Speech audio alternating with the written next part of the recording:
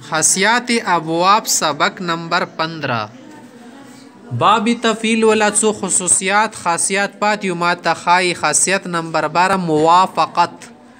موافقت معنی دا پیوی خبر سره چوک متفق سی سره اتفاق وکي فعل افعل اور تفعل کی معنی میں موافقت اور هم معنی ہونا ایدی معنی دا چې د فعل شو مجرد نه دی باب فعل نو دی باب تفاعل نه کنه په دې معنی کې سره موافقت راشي سمانا د دوا ټکی سره هم معنی شي یو شان دی معنی شي سینونیم سره جوړ شي جیسے موافقت فعل تګوره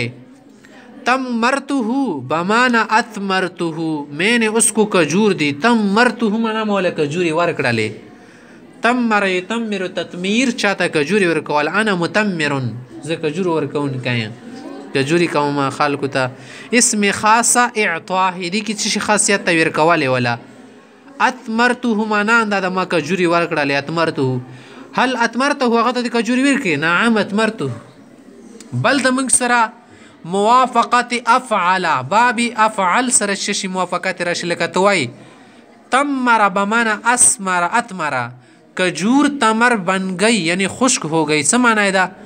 تمر مانا دا دا اتمر سمانا دا کجوری سدی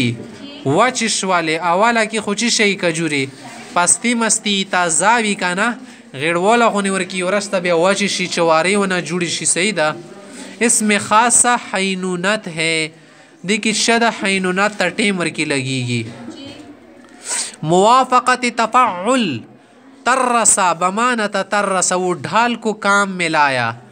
اگر ڈھال شکڑلو زون تا استعمال کڑلو کور کی روستلو توری گزار پا چاکولا ڈارے کی زون تا ڈال وانے والو ڈال دی طول غنی شایدہ لکه چترای سره برانه نه بچ کیږي کنه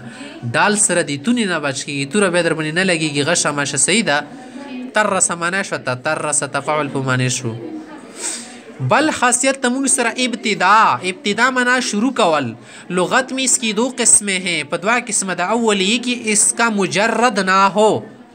یا اس کا مجرد نہ ہو مجرد ہی نہیں لکتوئی لقب زید عمرا زید نے عمر کو لقب دیا یا زید نے عمر کا لقب رکھا زید لگیا شو عمر تیو لقب ورکو چشی لقب ورکو تیلو سا حفظ تا حفظی سیدہ ازمرائی